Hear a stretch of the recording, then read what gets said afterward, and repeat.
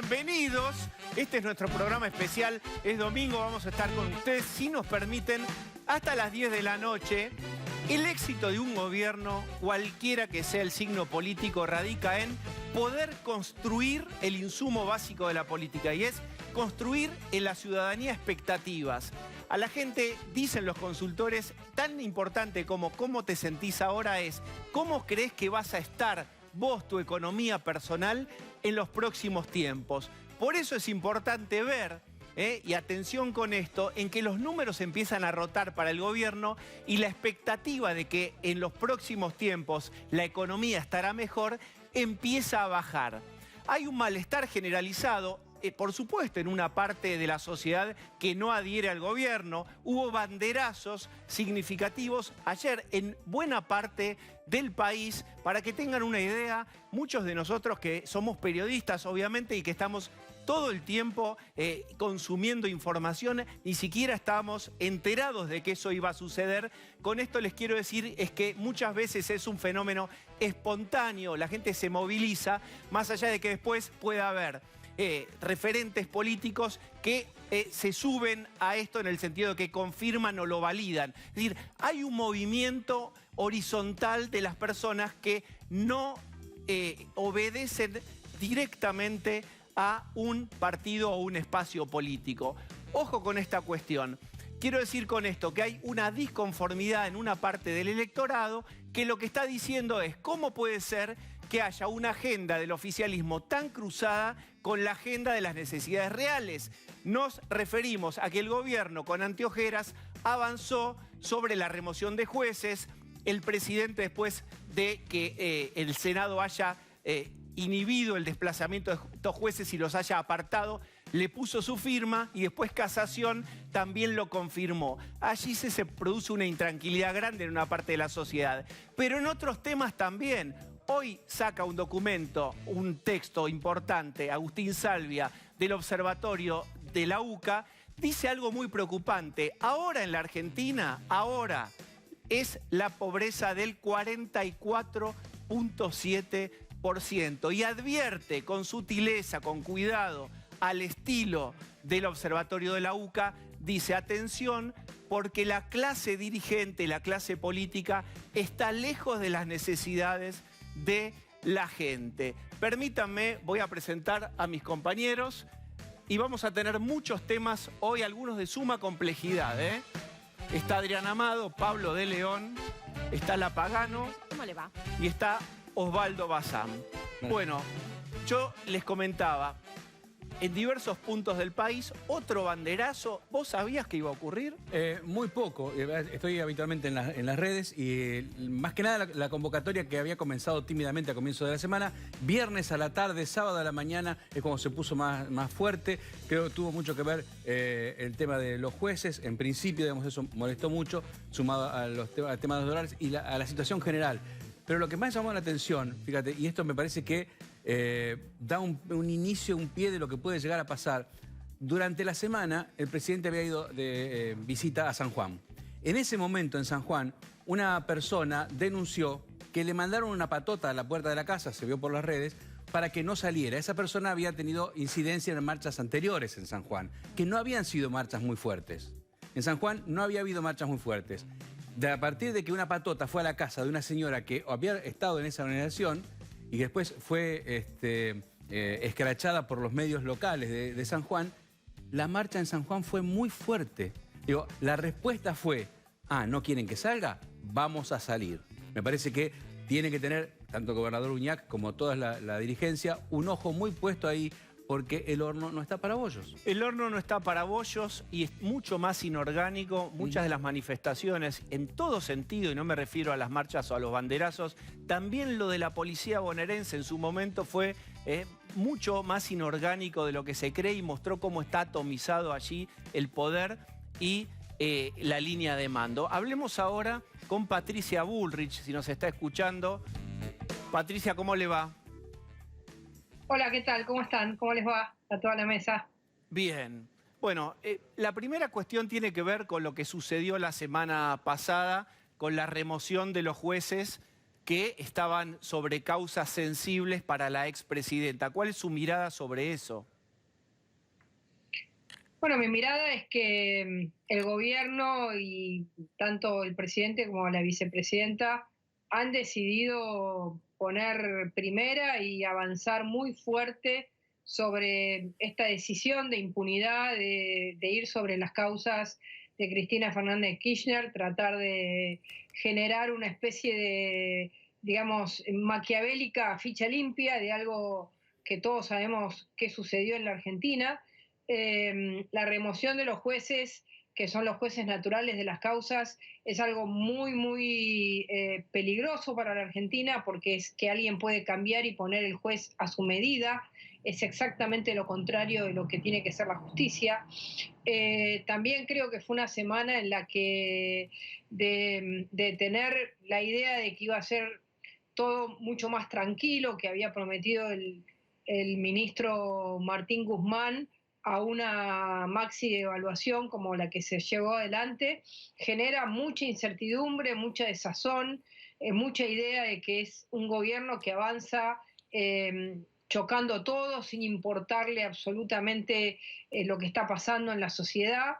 Y el tercer hito que se dio en esta semana, que me pareció realmente muy violento para todos los argentinos, fue ya directamente que el presidente anuncie que sigue la cuarentena, es decir, que se siguen cayendo los negocios, se sigue cayendo la economía, se sigue cayendo el trabajo de los argentinos, hay cada día más desocupados, más pobres, y él ya lo anuncia de una manera absolutamente despreciativa, sin dar la cara hacia la sociedad. Así que creo que fue una semana muy fuerte y eso produjo esta fuerza social que se va, digamos, que va generando respuestas a estos problemas, a estas situaciones, de nuevo se expresó en la calle.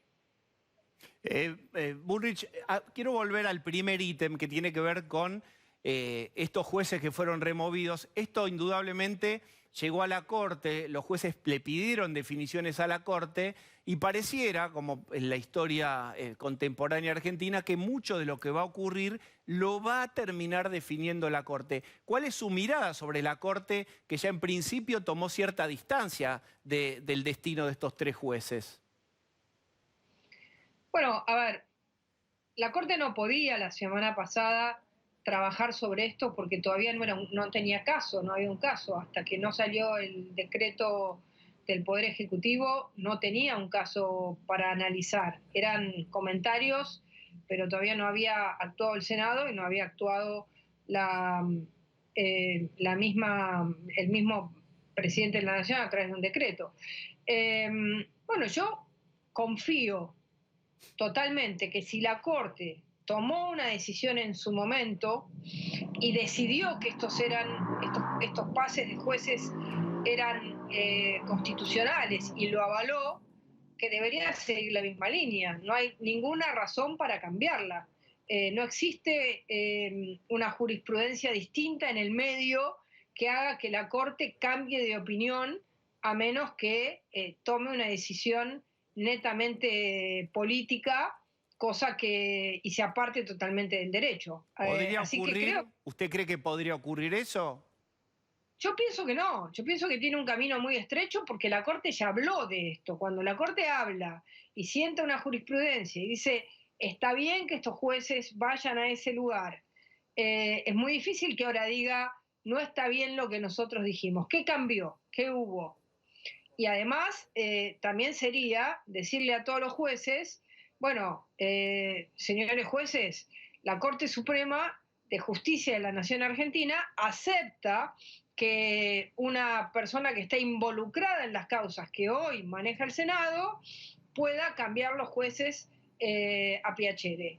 De esta manera estaríamos en una situación de enorme debilidad y la Corte misma entraría en ese proceso de debilidad y de licuación de poder que estamos viendo hoy que sufre el presidente de la Nación. Así que me imagino que si la Corte quiere seguir siendo la Corte Suprema de Justicia de la Nación Argentina, tiene un solo camino, que es avalar lo mismo que ya avaló en su momento. Pablo de León. Bullrich, buenas noches. Sumo el elemento de la Corte dos temas que tiene. Uno, el que usted decía, el que charlaban con Diego, el traslado de los jueces. Pero otro tema que también ya tiene la Corte es el tema de la coparticipación que presentó la Ciudad de Buenos Aires en esta cuestión de la medida del gobierno quitándole un punto a la ciudad. ¿Le parece que la Corte, que tiene mucho pulso político, va a tener una actitud salomónica de fallar de alguna manera, como a veces pasan con estos tribunales, que da una para un lado y una para el otro? Yo creo que yo leí la presentación de la Ciudad de Buenos Aires, es muy robusta, muy fuerte, muy bien planteada. A ver, está en la Constitución. Toda transferencia es con fondos. Y esto ahora la ciudad se queda con la transferencia y sin los fondos. Algo que significa algo totalmente inconstitucional. Está planteado, está muy bien planteado. Yo no creo que sea una por una. Me parece que si nosotros miramos todos los fallos que ha tenido la Corte en relación a los distintos momentos en los que las provincias plantearon que habían sufrido quitas de manera discrecional, nosotros cuando asumimos el gobierno tuvimos un fallo de la Corte a los 10 días que decía devuélvale la plata a la provincia de Córdoba porque se la sacaron mal, y nosotros, que no lo habíamos hecho, lo tuvimos que devolver. Entonces, esa misma línea de razonamiento que hizo la Corte Suprema de Justicia con Córdoba, casi con los mismos miembros que ahora, salvo Rosenkrantz, debería ser la que haga para la Ciudad de Buenos Aires. Así que yo no veo por qué un cambio de doctrina, porque entonces Perdón, Patricia, pero hay en el medio ahora un proyecto de reforma judicial y una comisión que está estudiando posibles cambios en la Corte y una hipotética ampliación de la Corte. ¿Puede esto jugar u operar no en el sentido de una operación política, sino si se puede interferir en la toma de decisiones, digamos, como en un juego de ajedrez, sentirse como una presión? Bueno, podría ser, pero la Corte también sabe que Juntos por el Cambio es la garantía de que no va a haber cambios en la Corte Suprema de Justicia, porque eso precisa de los 2/3 de los miembros del Senado. Y en ese caso nosotros tenemos la llave para el nombramiento de jueces de la Corte Suprema de Justicia o no. Así que creo que nosotros ya hemos planteado que no nos movemos de una Corte de 5 miembros. Así que considero que la Corte tiene que tener la tranquilidad de que hay un equilibrio de poderes.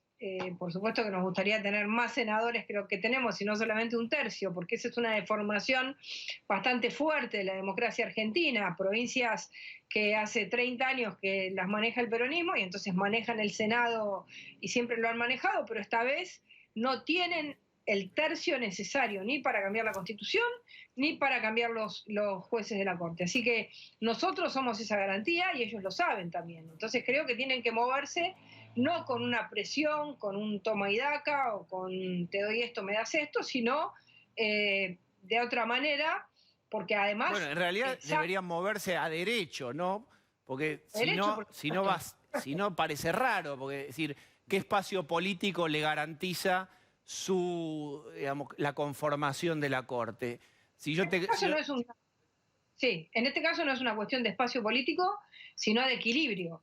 El hecho de que no haya una sola fuerza política que tenga, digamos, la capacidad de cambiar la Constitución sola o de cambiar la Constitución, bueno, depende de las dos cámaras, pero en este caso de miembros de la Corte Suprema, no le estoy hablando de que la garantía es un partido político, la garantía es que hay en nuestro sistema hoy representativo una garantía de veto que tiene Juntos por el Cambio y que ya lo ha expresado. Entonces, eso generaría en la Corte una situación de tranquilidad de que no los pueden sacar de cualquier manera, ni poner más jueces, ni sacar jueces de cualquier manera. Me parece que eso es importante, es una garantía democrática, republicana importante, que hoy la damos nosotros, mañana la puede dar otro. Lo importante es que exista esa garantía. Bien, para el que recién se suma al programa, estamos hablando largo y tendido de la Corte, porque siempre decimos que todos los caminos conducen a Roma,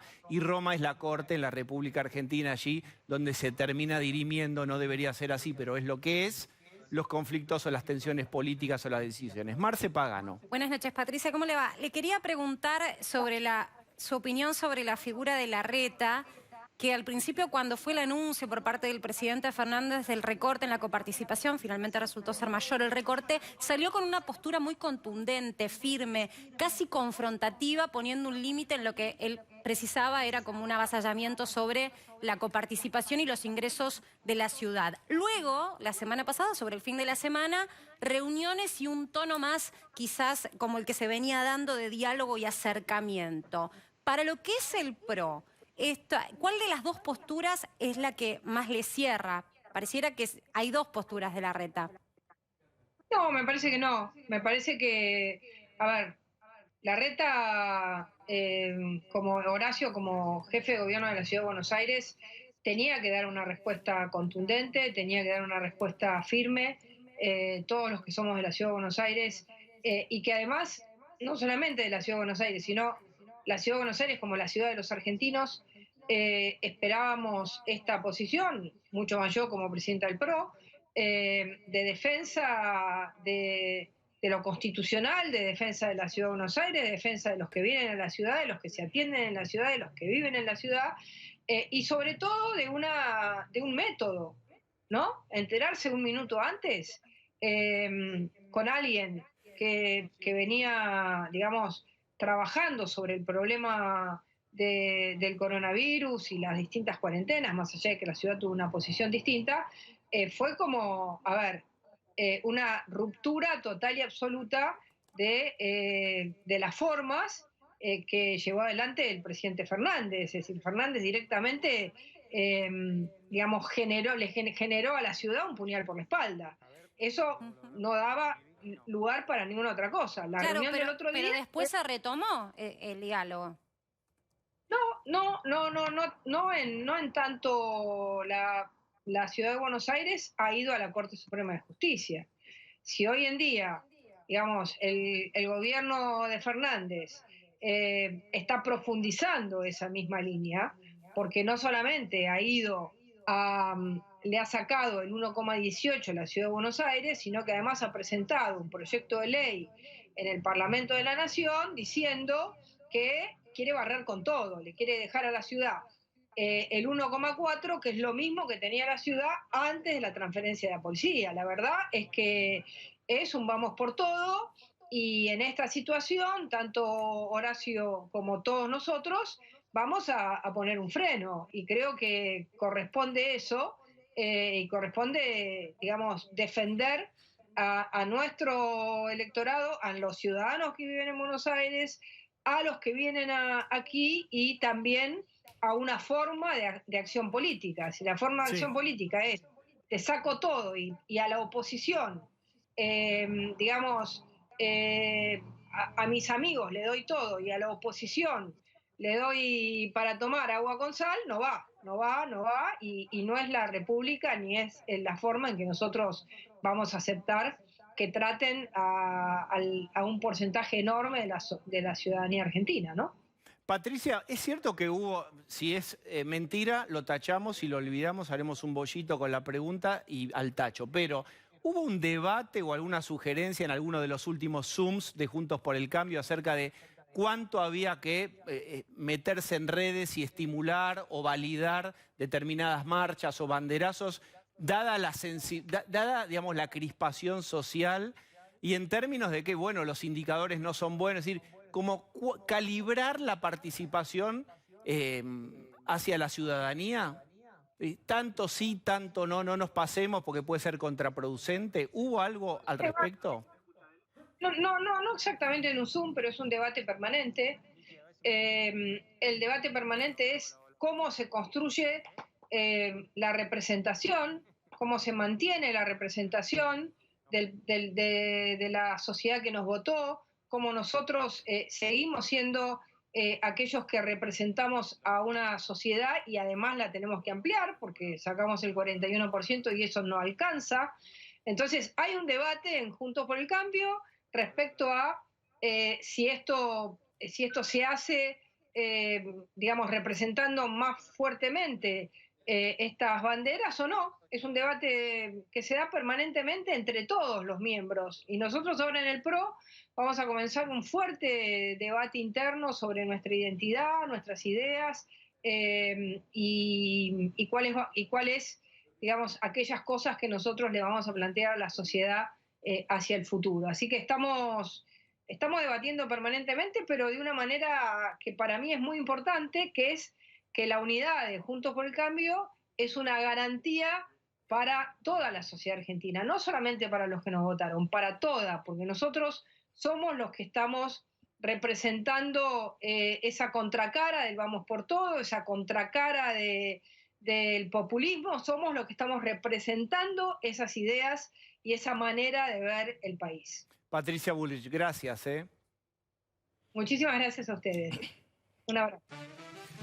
Bueno, ahí hay algo bastante interesante para charlar que tiene que ver con la construcción de una identidad que incluso ellos ven que no tienen claro. Se sabe que no, pero todavía no es tan claro qué cosas sí quieren ser, que es parte del problema que eran socialdemócratas, eran liberales modernos, eran conservadores antiguos, eran todo eso y no se terminó de definir. Ese fue un problema de Juntos por el Cambio o de Cambiemos en el inicio, y me parece que vuelve ese debate que tiene que ver con a los duros ya los tenemos, vamos por los moderados, ¿qué queremos ser si volvemos o si tenemos un proyecto de vuelta al poder? Sí, de hecho creo que se agrega un problema extra, que es que está creciendo la cantidad de gente que no se identifica con ninguna de las fuerzas, o sea que es más allá, es un debate más allá del ideológico, de si adhiero a este partido o adhiero al otro, porque están todos perdiendo por igual. Creo que este malestar social que se ve en las calles es justamente inorgánico porque no hay una posibilidad de identificarte ya no con un partido, con la política y la función social que debería estar cumpliendo. Bien, eso es para estar atendiéndolo. Creo que había 6-7% ya en alguna encuesta de que no querían a ningún político. Y eso es para prestarle atención porque es una cancha de fútbol sobre la cual el kirchnerismo nunca gobernó. El kirchnerismo sale de 2002 y ya con la política canalizada. Entonces, en este campo de juego, con una porción de la sociedad, y ojalá no crezca porque es peligroso, creciendo, bueno, hay que ver cómo se canaliza eso. Fíjate que lo que decíamos de la espontaneidad de las marchas, como la que fue en el día de ayer, mañana se juntan, por ejemplo, los médicos autoconvocados a las 4 de la tarde desde el Ministerio de Salud hasta el Congreso. Mañana se juntan, también movilizan en todo el país las agencias de viaje, que ya venían castigadas por el 35% del impuesto país y ahora se sienten más castigados todavía. El problema del turismo es muy grave. Digamos, las representaciones sectoriales salen a la calle, no están esperando que el partido les diga nada, que ningún partido les diga nada, porque la situación los está empujando a la calle. Bien, Pablo, pensemos en la necesidad de construir un horizonte, de sacar un poco la cabeza o la agenda de la pandemia, si bien es muy difícil porque Argentina está ahí con muchos problemas de contagios, 600 y pico de mil contagios, casi 13.000 fallecidos, todavía no sabemos si estamos en el pico o no, pero el gobierno trata de armar una futurización, un horizonte. ¿Qué va a pasar esta semana? Bueno, esta semana el gobierno va a tener una nueva salida al interior del presidente Fernández. Ahí estaba buscando la información que me habían dado. Entre Ríos va a ir el martes. Va a intentar, con estas cuestiones del cuidado, tratar de empezar a mostrarse un poco más activo y mostrarse, sí, sobre una provincia segura. Está claro que esto al gobierno lo incomoda, ayer Santiago Cafiero decía, no, nosotros sobre la marcha, decía, nosotros lo que queremos es que la gente se cuide, que no participe. Ese es marcha igual a contagios. Exactamente. Pero no es marcha igual a un descontento que hay que atender. Bueno, mañana marchan los médicos, no creo que ellos puedan contagiarse. No les van a poder decir. No van a poder decir. Son los que más se cuidan. Cuarentena a los médicos. En un ratito vamos a hablar con Pedro Can, que fue uno de los firmantes. 14 infectólogos firmaron una carta que se llama Depende de nosotros. Y una de las cuestiones que piden, ¿saben qué es?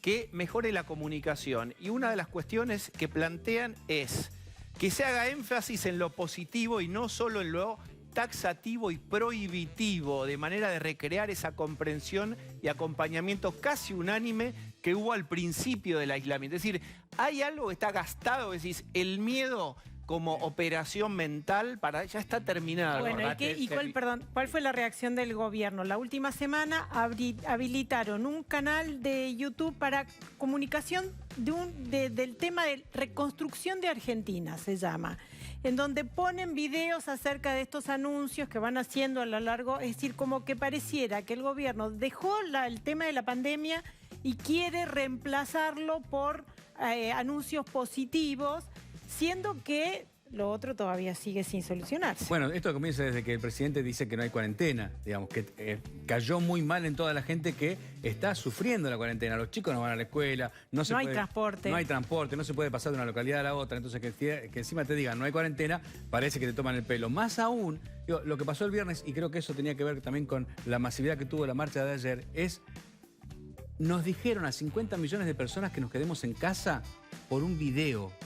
No hubo ni siquiera nadie que diera la cara y dijo, miren, está pasando esto. Fue un video con una locutora. Sí, y antes era un tema institucional. Éramos casi una cadena nacional. A 50 millones de personas les dicen, quédense adentro, ustedes no vean a los suyos, no tengan su comercio, no tengan vida. A ver. Perdón, sí. el video es incluso todavía más confuso, porque por un lado dice, estamos resolviéndolo, pero quédense, pero cada provincia va a tener libertad de tomar las decisiones, es decir, es lo suficientemente ambiguo como para no haber dicho nada. Es que es ambiguo la cuarentena en sí. ¿Ustedes me permiten que sume a la mesa a Pedro Can? Está el doctor Can que nos escucha. Hola, doctor.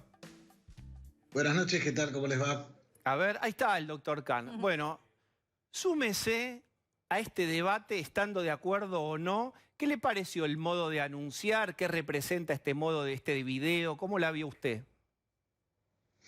Bueno, la verdad que en general a mí me gustaba más cuando anunciaba el presidente junto con los 24 gobernadores, porque creo que eso da una imagen, digamos, de un conjunto de fuerzas políticas diferentes que están, digamos, unidas en una sola estrategia en relación a la cuestión sanitaria. Ese sería el escenario ideal. Me parece mejor inclusive que un mensaje, digamos, grabado del presidente solo o del presidente con el jefe de gobierno y el gobernador de la provincia de Buenos Aires, ¿no? Hoy tenemos un problema donde más del 50% de los casos, o aproximadamente el 50% de los casos, están ya fuera de la zona del AMBA, lo cual requiere un compromiso mucho más federal y en parte el documento que nosotros firmamos el otro día, a lo que apela es a la responsabilidad de los distintos poderes, por supuesto a nivel del Poder Ejecutivo Nacional, pero también los niveles provinciales y municipales, ¿no? Porque nadie conoce mejor la realidad de su distrito que los propios gobernantes. Depende de nosotros, se llama el documento, lo firmó usted junto a otros 13 infectólogos. ¿Por qué sintieron, doctor Can, la necesidad de sacar este documento? ¿Qué pasaba internamente? ¿Qué estaban viendo que dijeron, vamos a sacar un documento? No, lo que pasa es que nosotros tuvimos 2 reuniones la semana pasada con el ministro de Salud y con la doctora Carla Bisotti, y ahí veíamos con preocupación cómo se iba extendiendo de alguna manera como una mancha de aceite la epidemia dentro de los distintos distritos del país. Y la verdad es que no vemos una respuesta uniforme. Hay algunos distritos que actúan con mucha energía y que cuando tienen que aplicar el cierre de barrios o de jurisdicciones, departamentos o inclusive de toda la provincia, lo hacen efectivamente. Y por supuesto que no estamos hablando de cierres definitivos, hablamos de cierres por 14 días, como para bajar un poco la incidencia de casos. Pero tenemos ahora una cantidad de provincias que están realmente con problemas muy serios, con mucha tensión en el sistema de salud. Y en esto le quiero aclarar, no hay distinción. Hay provincias gobernadas por el oficialismo, provincias gobernadas por la oposición, que están haciendo las cosas de una manera que a nosotros nos parece que no se toma conciencia de la gravedad de la situación, con sistemas de salud que están muy saturados y donde, bueno, empiezan a haber problemas de tensión severa, ¿no? Usted que es hincha de San Lorenzo y futbolero, digamos, si tenemos que pasar a metáfora futbolera, es decir, tenemos 620.000 infectados, 12.800 fallecidos y tenemos, digamos, medio año de cuarentena. ¿Cómo vamos en el planteo del partido? ¿Va empatando, perdimos, ganamos? ¿Cómo la está viendo esta estrategia? Mire, en la medida en la que tenemos más de 13.000 muertos no podemos decir que estamos ganando. Lo que sí tenemos que pensar es qué hubiera ocurrido si no hubiéramos hecho las cosas como las hicimos. si no hubiéramos tenido una cuarentena temprana, si no se hubiera reforzado el sistema de salud, si no se hubiera convocado a la ciudadanía y la ciudadanía hubiera respondido como respondió masivamente, de una forma muy positiva, cumpliendo con las medidas de autoprotección y de protección hacia los demás. Entonces, realmente podíamos haber estado en una situación como la de Chile, como la de Brasil, etcétera, ¿no? A propósito de Chile, me llamó mucho la atención ver en los diarios la semana pasada que decían Argentina tiene más personas muertas que Chile. Mejor dicho, tiene más casos que Chile y tiene más muertos que Chile. Y se olvidan que en realidad nosotros tenemos una población de, antes Osvaldo decía 50 millones, yo pensaba que eran 45, pero pongámosle que esté entre 45 y 50 millones, contra una población muy inferior que es la que tiene Chile. Nosotros tenemos 280 muertos por millón de habitantes y todo el resto de los países de América, salvo Paraguay y Uruguay, tienen entre el doble y el triple de muertos por millón de habitantes. Esa podría haber sido la situación de Argentina. En vez de tener 13.000 muertos como tenemos hoy, podríamos estar hablando de 40.000 o 50.000. Ustedes en el documento plantean por lo menos dos cuestiones. La necesidad de testear y rastrear más y el segundo aspecto que yo mencionaba de la comunicación. ¿Qué pasa con los testeos y rastreos? No, lo que es un programa muy heterogéneo. Hay jurisdicciones que están trabajando muy bien, que tienen centros de rastreo con estudiantes universitarios contratados, a los cuales se les paga para esto, otros son voluntarios, que están permanentemente llamando por teléfono a las personas que son contactos estrechos de los casos confirmados. Y hay lugares a donde algunas provincias del interior, lamentablemente, cuando todavía no tenían casos, digamos, las acciones fundamentales que tomaron fue la de poner guardias en las fronteras interprovinciales para que no entre el virus, suponiendo que de esa manera lo podían parar, en vez de preparar el sistema de una manera tal que les permitiera responder en el momento en el que fuera necesario. Y preparar el sistema, por supuesto, que tiene que ver con provisión de equipamiento de protección personal para los profesionales, respiradores, camas, etcétera. Pero preparar el sistema también es tener un plan al estilo del plan Detectar. Y ya hemos hablado con usted, Diego, más de una vez del tema del Detectar usted quería Plus. un Detectar Plus. Bueno, exactamente. Bueno, ese Pero Detectar cuando se Plus, dice Argentina es uno de los países que menos testea, ¿verdadero o falso? Bueno, eso depende con quién lo compare y además quiero decirle que en realidad nosotros tenemos un subregistro de testeos. Porque yo no sé si usted sabe que, por ejemplo, todos estos famosos testeos que se hacen en el sector privado y los testeos que se hacen, por ejemplo, para los clubes de fútbol, con todo este tema de las burbujas y todo esto que ustedes habrán comentado, solamente se suben al CISA, es decir, al sistema informático, los positivos, los negativos no se informan. O sea que en realidad hay mucho más testeos de lo que se han hecho. Ahora, sí. Esto tiene un tope, que es la capacidad instalada que tenemos en el país y la cantidad de personas entrenadas como para hacer la técnica de PCR, porque esto no es una cosa que yo la podría hacer, por ejemplo. Yo no soy biólogo molecular, no soy bioquímico, soy médico, sé más o menos atender pacientes, pero no sé manejar esos equipos. Entonces se requiere una cantidad de personal entrenado, se requiere una cantidad de equipamiento que evidentemente ha crecido mucho, pero todavía seguimos estando atrás. Por eso en el documento usted habrá visto que decimos que se puede hacer diagnóstico por clínica y por nexo epidemiológico. Y cuando usted le plantean a Ginés esto, ¿qué les cuenta el ministro? ¿Qué les responde? Que efectivamente no faltan kits. Kits hay en depósito en el ministerio muchos. Lo que sucede es que los centros están trabajando al nivel máximo de su capacidad. Entonces estamos en una cifra que no es menor, que son 25.000 testeos por día habitualmente, salvo los fines de semana que se testea un poquito menos, 25, 26, 27.000, que es una buena cantidad, más todo lo que se hace en el sector privado, que lamentablemente el sector privado no siempre informa al sector público. En otros países la proporción de test es mayoritariamente en el sector privado y muy poco en el sector público. En la Argentina depende esencialmente del sector público y en una mucho menor medida del sector privado. Al revés de lo que pasa con las internaciones en la Ciudad de Buenos Aires, por ejemplo, donde las internaciones en la Ciudad de Buenos Aires, el sector privado tiene un peso fundamental comparado con el sector público. Bien, a ver, Adriana. Sí, acaba de informarse que la vacuna de AstraZeneca tiene un tercer caso con efectos colaterales negativos y más allá de los avatares de la fase 3 de las vacunas, ¿hay un plan alternativo? Porque se puso como mucha expectativa a esto de que iban a salir de inmediato y ya estamos viendo que quizás pueda demorarse. ¿Qué plan alternativo está trazado? Bueno, a ver, vamos por partes. En primer lugar, hay, digamos, varias vacunas que están en desarrollo, con distintas plataformas. La de AstraZeneca tiene una plataforma vectorial con un virus que viene del chimpancé. Hay vacunas que son vacunas, digamos, puramente biotecnológicas, como la de Moderna y la de Pfizer.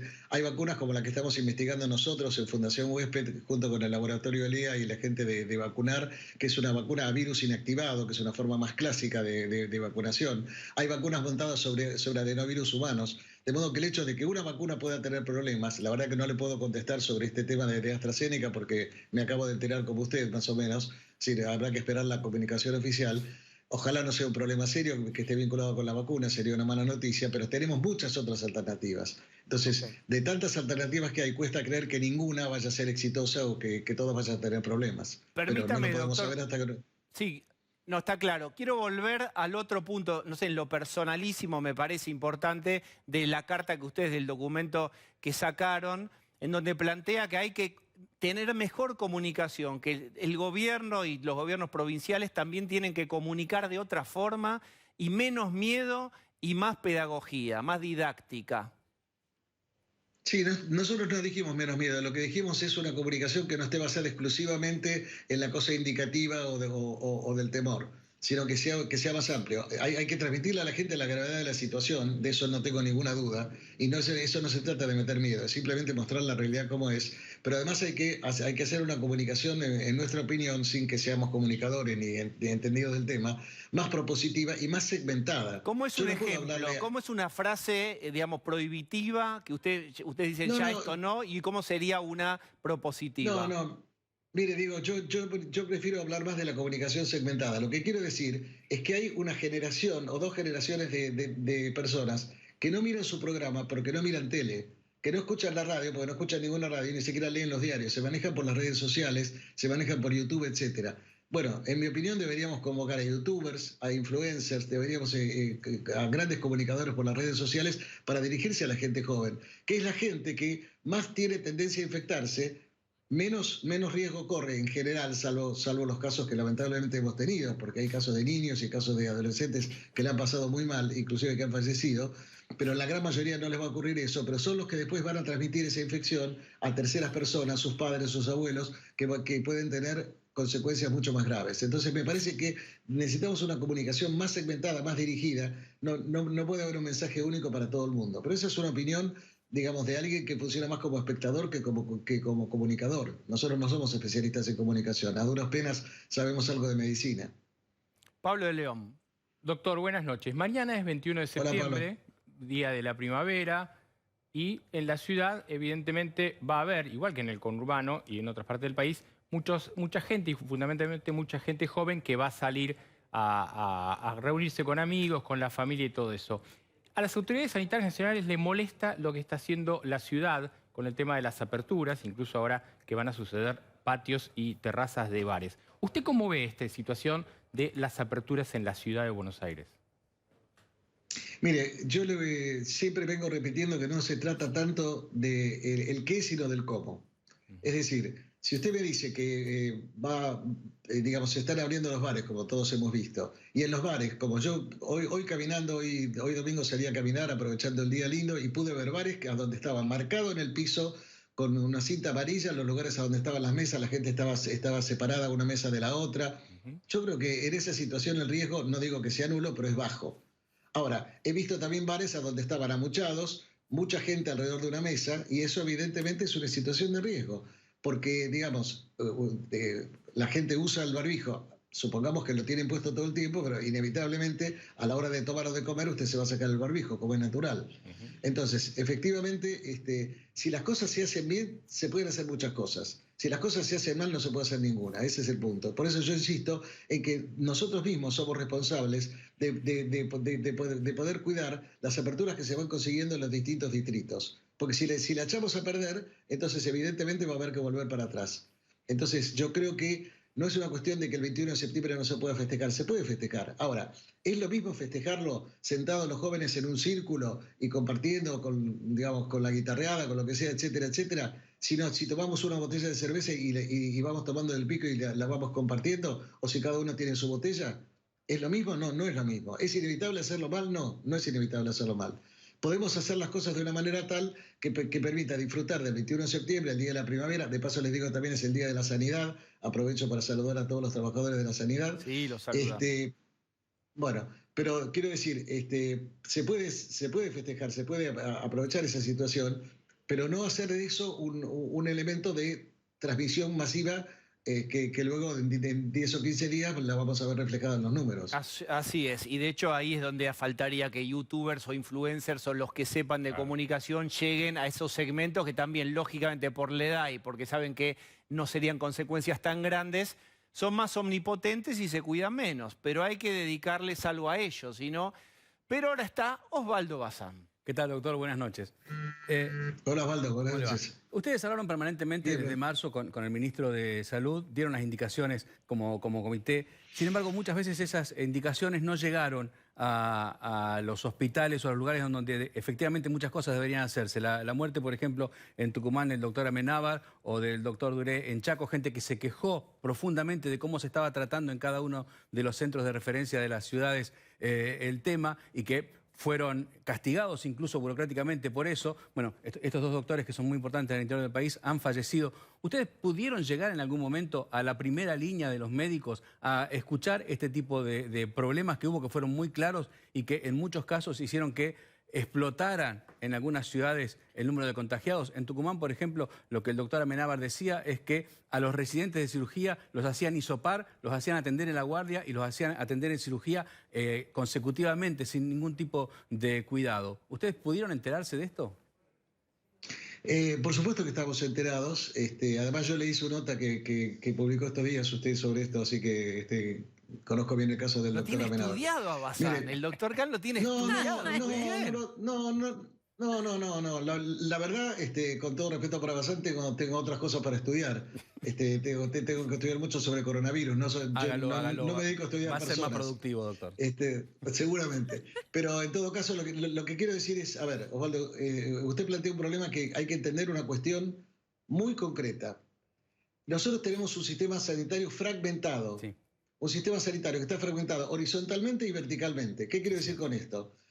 Nosotros tenemos un Ministerio de Salud que no dirige prácticamente hospitales. Unos pocos hospitales dirige. Dependen de las provincias. Y muchas provincias tienen hospitales que son municipales. Entonces ahí hay un tema de coordinación. Y nosotros quiero contarle que desde Fundación Huésped venimos trabajando con algunas provincias, concretamente la provincia del Chaco, la ciudad de Mar del Plata, el partido de Vicente López, la provincia de Córdoba, donde estamos tratando de ayudar a establecer tareas de coordinación y de entrenamiento del personal para las operaciones de rastreo que mencionaba Diego antes. Pero volviendo a su pregunta, digamos, las dificultades que existen, nosotros las vivimos porque dentro del comité, no es mi caso porque por edad no me dejaría ir al hospital, pero varios de los integrantes trabajan en los hospitales todos los días, están en la primera línea y ven las dificultades que hay. De modo que nadie tiene que venir a contarle al comité asesor de afuera, porque conocen de adentro las situaciones que ocurren. ¿Y el comité le fue contando esto al ministerio? El ministerio está informado de todo, lo que pasa es que no tiene poder de policía sobre las provincias, ese es el punto. Es decir, este es un país federal a donde desde Caballo en adelante se provincializaron todos los sistemas, tanto de educación como de salud, y lo que no decida un gobernador o lo que no decida un intendente no se puede resolver desde el Ministerio de Salud de la Nación, se puede dar una orientación. De hecho, yo puedo contarle, cuando las provincias aceptan ayuda, acaba de volver ahora de Salta, por ejemplo, una misión de 14 integrantes del Ministerio de Salud, coordinada por el doctor Alejandro Costa, que es uno de los subsecretarios de Carla Bisotti, para tratar de ayudar a reorganizar junto con las autoridades de Salta el sistema de atención allí. Y lo mismo ha ocurrido con otras provincias. Pero bueno, si las provincias no se alinean de alguna manera para tratar de encontrar un mecanismo de trabajo conjunto con Nación, es muy difícil que Nación pueda resolver. Eso no le quita responsabilidad a Nación, pero evidentemente su posibilidad de acción está mucho más limitada. Y doctor, llegamos a un tema que es complicado, que tiene que ver con las clases presenciales. Hay clases virtuales, por supuesto. ¿Qué piensa usted? ¿Cómo debería ser una vuelta a clase? Hay algunos gremios que dicen hasta que no llegue la vacuna no iremos a las escuelas. Hay una tensión ahí. ¿Qué piensa usted desde el punto de vista médico? Desde el punto de vista médico, es decir, primero pienso como padre y como abuelo que es una catástrofe que no haya clases. O sea, no tengo ninguna duda que uno de los peores problemas que tenemos fruto de la pandemia, no de la cuarentena, sino de la pandemia, es el hecho de que no tenemos clases. ¿Por qué no tenemos clases? Porque efectivamente son los lugares de congregación donde se juntan niños, maestros, personal de apoyo, padres que tienen que llevar a los chicos a la escuela, etcétera, etcétera, donde eso genera una movilidad adicional que es muy problemática. De modo que no hay una solución clara, porque lo ideal sería que todos los chicos pudieran volver a clase, pero hoy sabemos que eso no es posible en zonas de circulación comunitaria. De hecho, hay países que han vuelto a las clases y han tenido que volver atrás, como Israel, que ahora tiene 3 semanas de cierre. No nos olvidemos que estamos en una situación, a veces perdemos la perspectiva, Diego, que este no es un problema argentino, este no es un problema del AMBA, este es un problema mundial. Más de 30 millones de infectados, más de 1 millón de muertos, y estamos en una situación en la cual hay países que tienen toque de queda, por caso, Santiago. Santiago tiene toque de queda ahora en este fin de semana festivo por el 18 de septiembre desde las 21 horas hasta las 5 de la mañana. Toque de queda significa que no se puede salir a la calle directamente. Es decir, en una situación, tan compleja, plantear el retorno a clases, yo creo que tiene que haber un mecanismo de ver de qué manera se puede hacer. En estas condiciones lo veo sumamente difícil. Y ni siquiera con protocolo, doctor, con pocos alumnos, que en un momento se habló de las plazas o parques públicos. Ahí algunos de los gremios ya se opusieron porque les parecía que no, era más simbólico para una foto, dijeron, que real. Bueno, también hay una disputa política ahí, ¿no? Bueno, eso sería lo malo. Nosotros también lo decimos en el documento. El virus no es ni oficialista ni opositor. La respuesta sanitaria no puede ser ni oficialista ni opositora. Ese es un tema que lo tenemos que sacar de la grieta, Pero usted, un nieto suyo, lo manda si fuera en una plaza o en un patio, ¿usted indicaría que un nieto suyo vaya a clase? Yo hoy, en las condiciones actuales, no. Ok. Clarísimo. Doctor Khan, muchísimas gracias. Pero déjeme aclararle, Diego, que eso no significa que uno esté cerrado a que se pueda encontrar una solución. No para los 6.500 chicos de los barrios populares que no tienen acceso a Internet, sino para todos. Porque los que están perdiendo el año, en mayor o en menor medida, son todos los chicos. Los chicos de los barrios populares están en peor condición porque después de 6 meses todavía no tienen conexión a Internet, no tienen su computadora como para poder tener las clases por Zoom como tienen otros chicos, ¿no?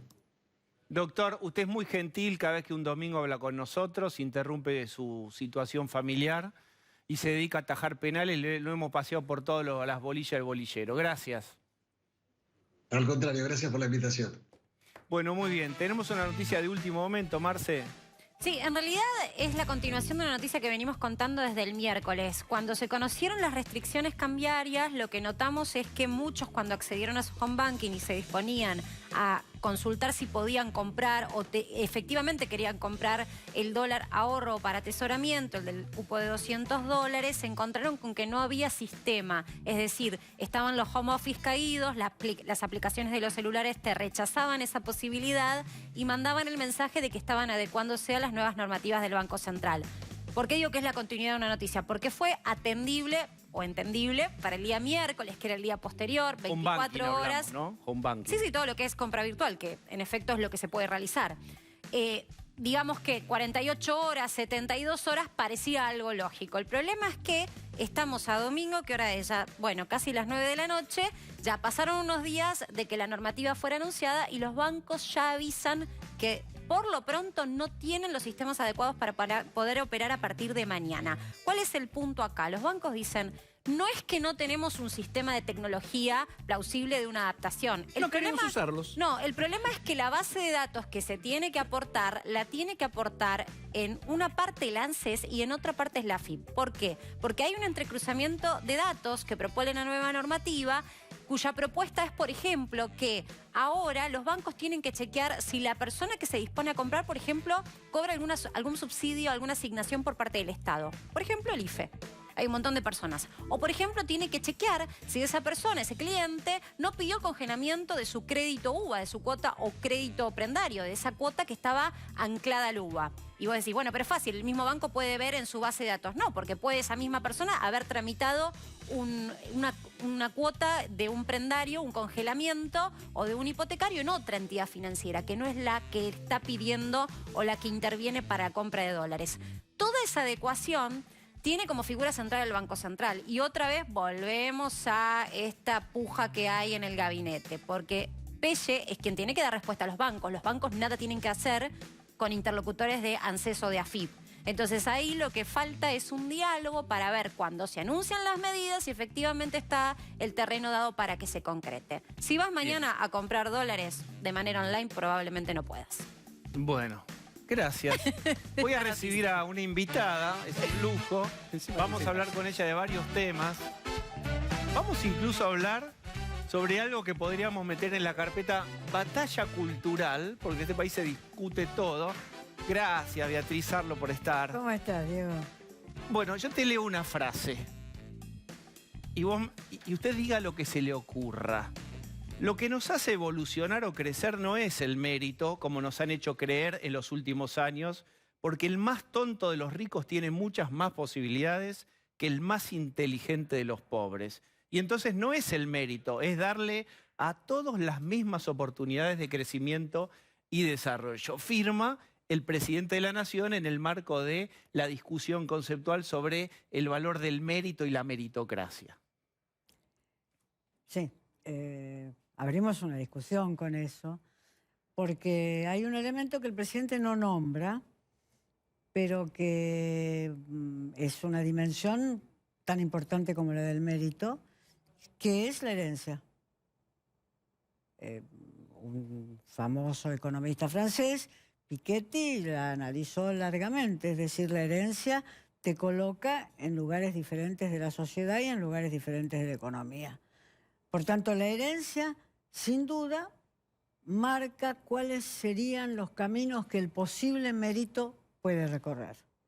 O sea que el presidente se olvidó de la herencia, no sé por qué.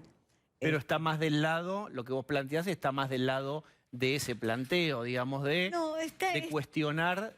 Porque lo que se discute es si porque está relacionado el mérito con el esfuerzo y está asociado, digamos, en este criterio con el individualismo frente a la posición alternativa, todo bajo esta lógica, de lo colectivo.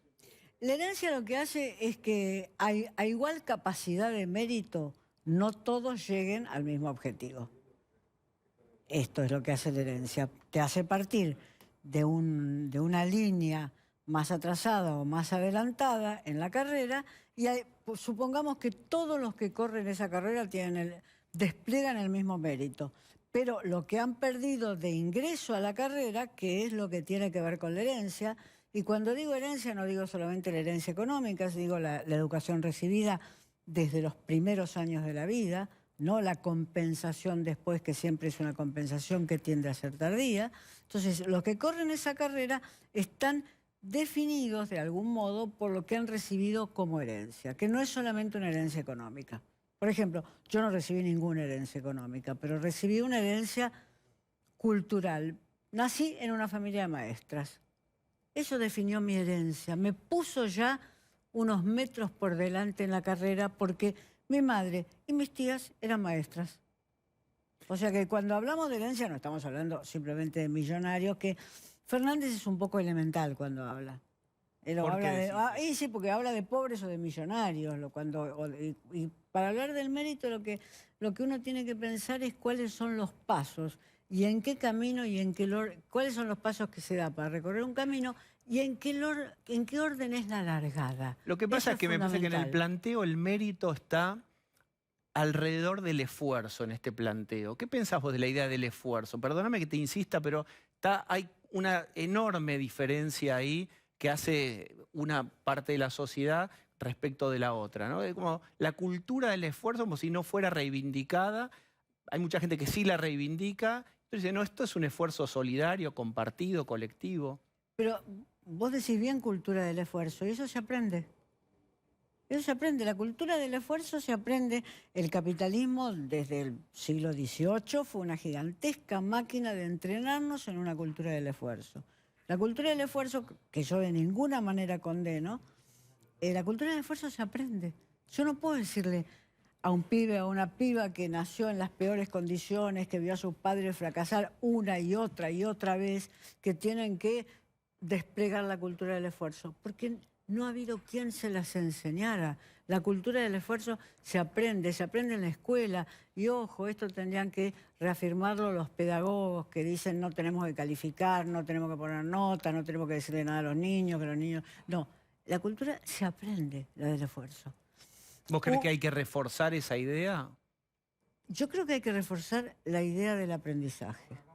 Y que el aprendizaje trae consecuencias. Y la falta de aprendizaje también trae consecuencias. Y por eso lo que tenemos que garantizar es el mejor acceso posible a todos al aprendizaje. Sirvo los platos calientes después de la entrada.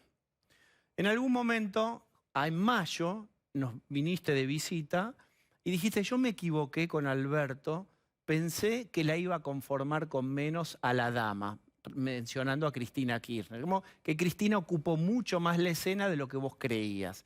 Esa fue tu foto de mayo.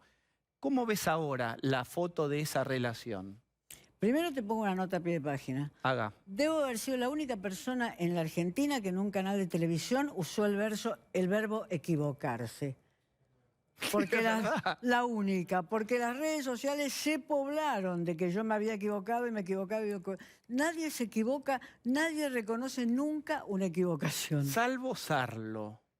Bueno, a mí se ¿Y te arrepentís de haberte equivocado o dicho eso públicamente? Evidentemente no hay que decir me equivoqué nunca, porque eso es darle pasto a que no escuchen lo que viene después. Entonces, terminó la nota a pie de página. No digan me equivoqué porque no te escucha lo que viene después. Te descalifican ya porque vos mismo dijiste te equivocaste, listo. Ahora voy a esto, voy a lo que me preguntás verdaderamente. Yo pensé que Alberto no iba a rifar su destino político a la obediencia de Cristina. Pensé que era un hombre ambicioso, es un hombre inteligente, y que no iba a poner su destino político en manos de Cristina. Me equivoqué, ¿por qué? Porque tendría que haber pensado, en primer lugar, que el 20% de votos que hizo la diferencia eran de Cristina y que eso en política se paga. Que eso después vas y lo pagás y no lo pagás con ningún crédito UVA, lo pagás cash. Eso en política. Pero había un planteo inverso, y es que gracias a el centrismo aparente en aquel momento de Alberto, que trajo a Sergio Massa, que trajo a sectores independientes, que trajo al progresismo no kirchnerista, gracias a esa masa de votos ganó Cristina. Era un planteo inverso. Yo creo que la diferencia en votos la terminó haciendo ese votante peronista que vio que Cristina reforzaba la oferta peronista que podía dar Alberto, que no tenía esa fuerza cultural peronista, digamos, que es fundamental en la política. Y vos decías, yo pensé que no iba a rifar, no sé si dijiste su capital político. ¿Efectivamente ocurrió eso? ¿Rifó su capital Alberto Fernández, mirado hoy? Yo creo que lo puso rifar, quizás sea un verbo que mañana aparezca en las redes. Estás con el cinturón de seguridad puesto. No, al contrario. Si no, no diría todas las barbaridades que digo todo el tiempo. Yo creo que puso en alto riesgo su capital político y sobre todo el que hubiera podido ir ganando. Cuando nombró los ministerios, cuando tuvimos más o menos el diagnóstico de que esos ministerios venían fuertemente definidos por Cristina, excepto en el caso de Cafiero, sin duda que es un hombre de Alberto. La primera vez que yo entré a las oficinas de Alberto Fernández cuando no era presidente, el que estaba en el primer escritorio era Cafiero, pero excepto Cafiero, entre los ministros, puso un ministerio que suena muy cristinista. No quisiera definir a nadie, pero parece muy cristinista. Es decir, que la primera pulseada es de ella. La primera pulseada es de ella. ¿Qué puedo decir? La segunda también va a ser de ella y la tercera y la cuarta. No hablo con esa seguridad sobre el futuro. A lo mejor, en algún momento, sobre todo si las cosas van mal, Alberto hace movimientos de mayor independencia. Un amigo mío tiene la siguiente fantasía, que sería el movimiento de independencia máximo. No voy a decir el nombre de mi amigo porque ya... El pecado, no el pecador. Que es que le renuncie. Bueno, Cristina, es así hasta el momento, bueno, hacete cargo de la presidencia. En plena crisis, cuando la Argentina no consigue créditos ni nacionales, cuando los empresarios no invierten, cuando tenemos casi un 50% de pobres, hacete cargo, yo renuncio. O sea, en esa fantasía... Soy yo el que me voy de vacaciones a Cuba, Cristina. ¿Y qué pensás vos de lo que dice tu amigo? Que hay que tener mucha audacia y que es un gesto casi de retiro de la política ese, porque lo que quedaría en medio de la crisis que está viviendo la Argentina, yo creo que es muy grave, y lo dicen todos los economistas, de Melconian a La Baña, todos los economistas dicen que esa crisis es muy grave. Sería visto como alguien que, aunque no sea el capitán reconocido por todos, es el que dirige el barco, el que tiene el timón, el que dirige el barco. Pero digamos, estamos hablando en definitiva, esta es como la escena más fantasiosa de la renuncia. Pero lo que vos planteás vía tu amigo es que negocie más fuerte o se plante más fuerte. ¿Es eso lo que vos planteás? No sé si es posible. Por eso repito como fantasía política la que tuvo un tercero. Ni siquiera sabemos si él lo desea, además. En estas condiciones, además, los últimos meses han sido catastróficos. Cuando vos mirás las cifras que han aparecido en los diarios de hoy, domingo, de desocupación, de pobreza, de falta de inversiones, etcétera, pues es un país que está muy cerca de la catástrofe. Es un país en crisis, pero que está muy cerca de la catástrofe. ¿Y hay conciencia en la lectura política del gobierno de esto? No lo sé, no sé qué dicen. No sé qué dicen en el gobierno en los despachos. No se puede hacer, salvo que uno tenga las soluciones, no se puede hacer un discurso, no se puede ser parte del gobierno y salir a decir, bueno, quiero comunicarles, compatriotas y compatriotes, quiero comunicarles que estamos en crisis y que esa crisis puede ser terminal. No se puede hacer ese discurso.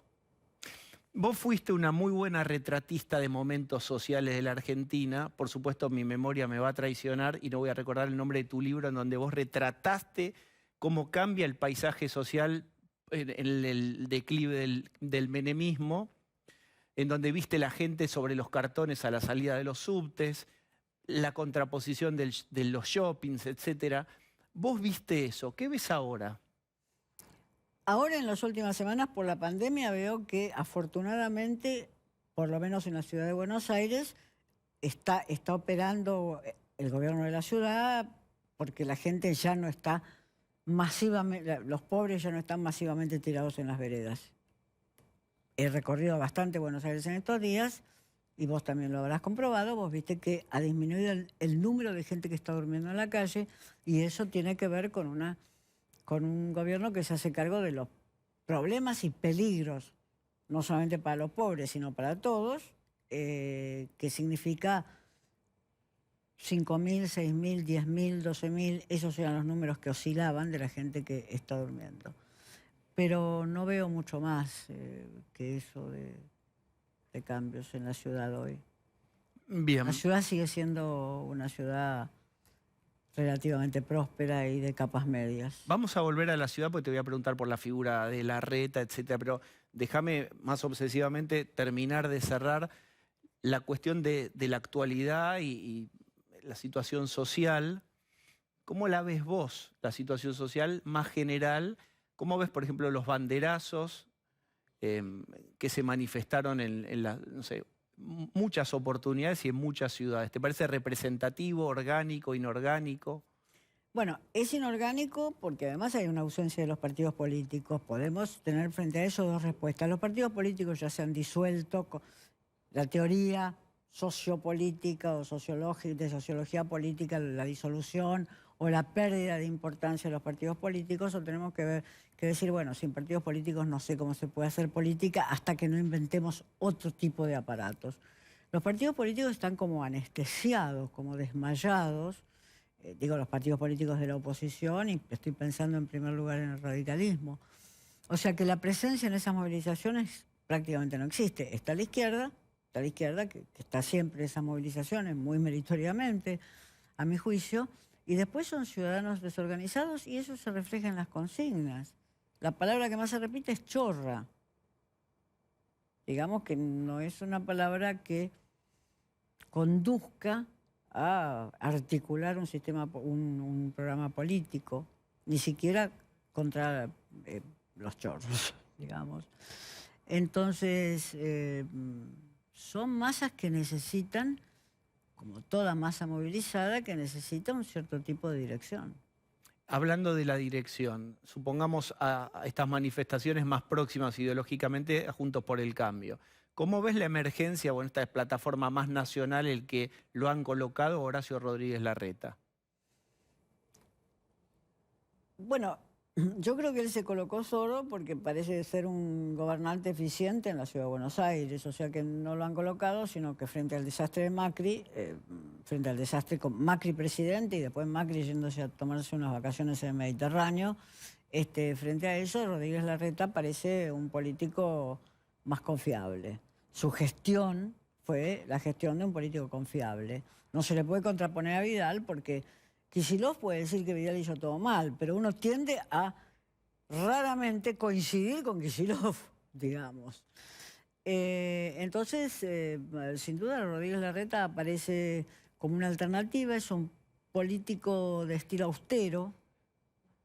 No estoy hablando de su austeridad personal, que no me interesa, pero descuento también por ella, sino es un político de estilo austero, sin grandes promesas o sin ninguna promesa, yo diría, salvo promesas de gestión.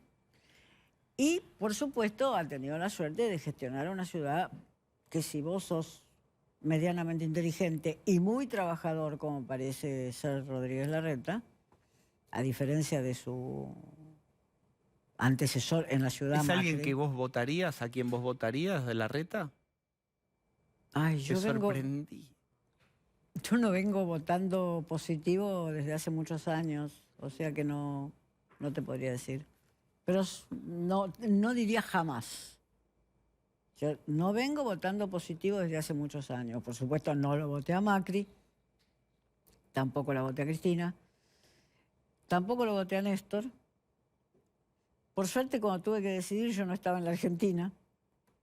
O sea que hablé por teléfono durante 3 horas la noche de las elecciones con amigos y no lo voté. Pero eso no hace que no pueda decir. Lo que puedo decir es lo inverso, exactamente lo que te dije. No voy a decir que nunca lo votaría. No voy a... ¡Apa! Es decir, no es algo que me resulte. Nunca votaría a Cristina. Ni antes, ni después, ni pasado mañana, ni que vuelva vestida de Virgen de Luján. Nunca votaría a Cristina. Pero no podría decir nunca votaría a Rodríguez Larreta. No me ha dado pruebas de que tengo que decir que nunca lo votaría.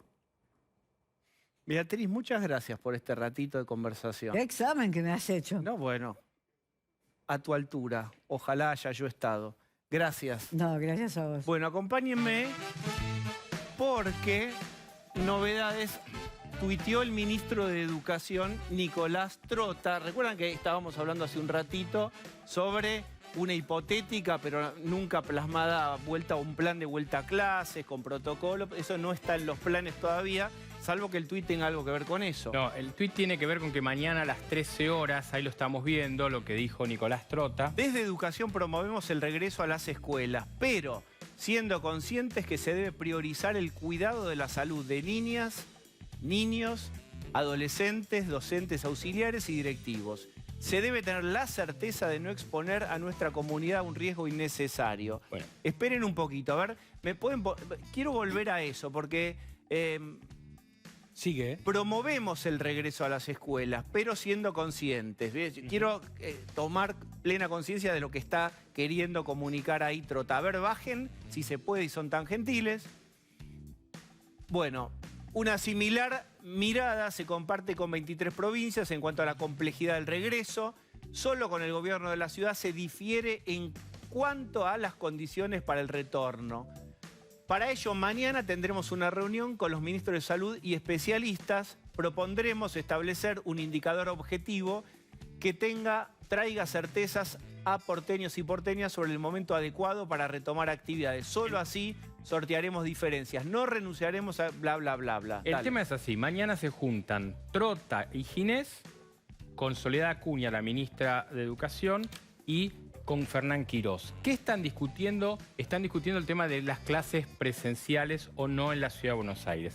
Hay provincias que ya han vuelto a las clases, por ejemplo San Juan, por ejemplo Santiago del Estero y La Pampa también.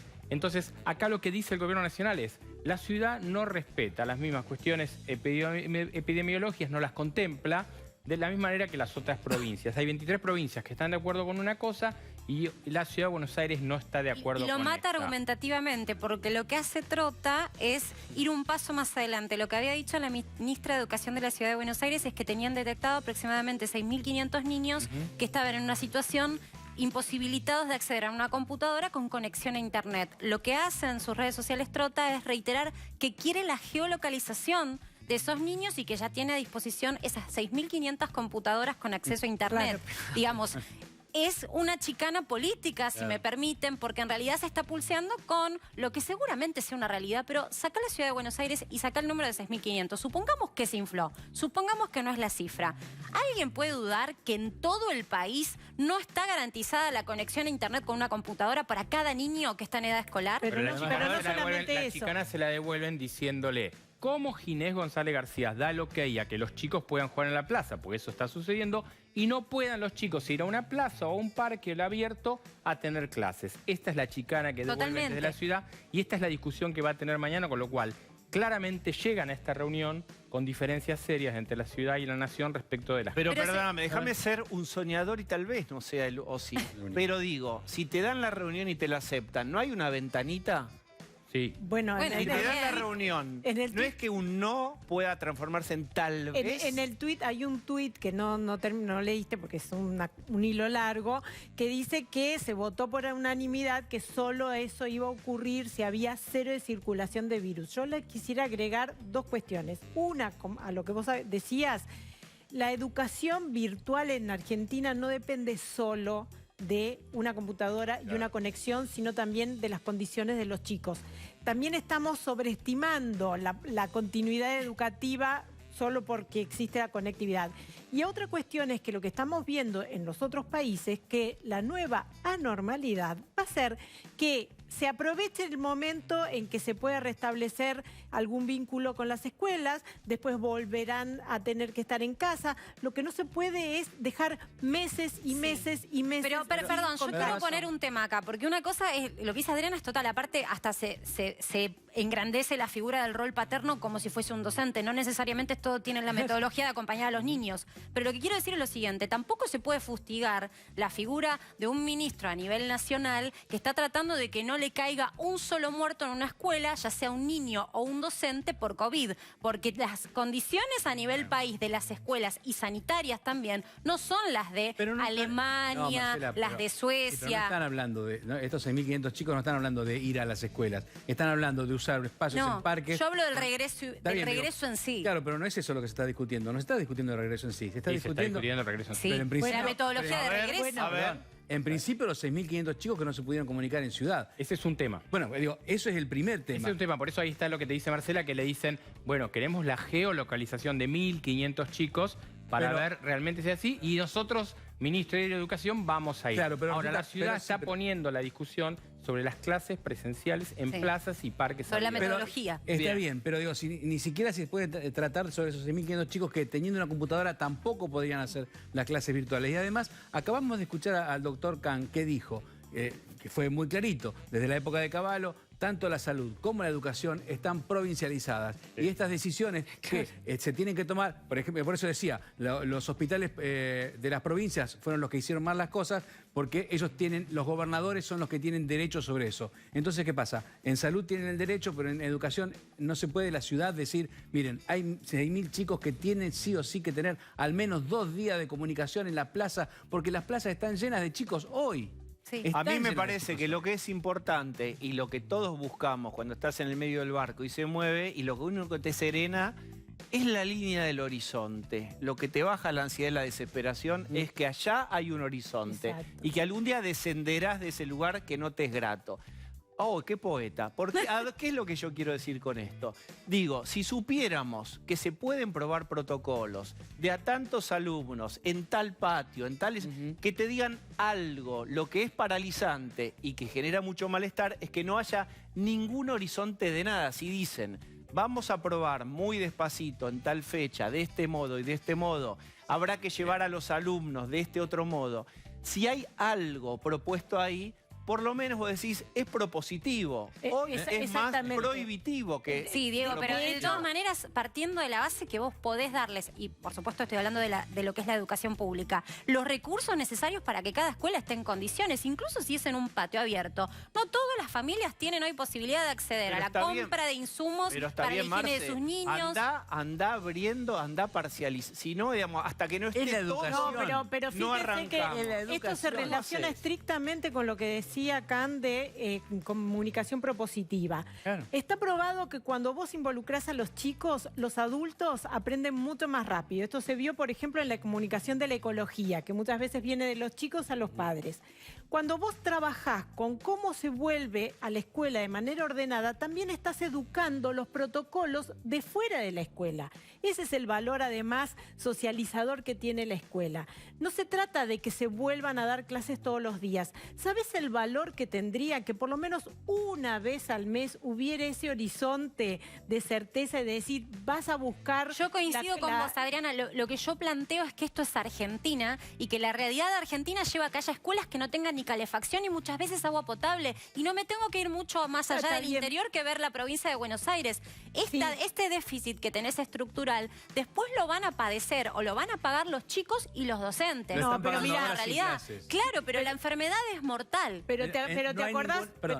No ha muerto ningún chico menor de 18 años en la ciudad de Buenos Aires. Según el registro que tenemos. Porque también yo escucho a los docentes que nos escriben por las redes sociales, vos lo has visto, Osvaldo, también, que dicen muchas veces en los relevamientos de cómo muere una persona no está muy claro. Bueno, entonces, yo me permito dudar de todo. Perdóname, podemos ordenar el mundo alrededor de los peros y las objeciones, o se va probando algo y se va retrocediendo como hacen en otros países. Claro. ¿Cuáles países? No mandes a los docentes que tienen... ¿Con quién nos comparamos? Uruguay. Todos. Pero Uruguay tiene mejor infraestructura, chicos.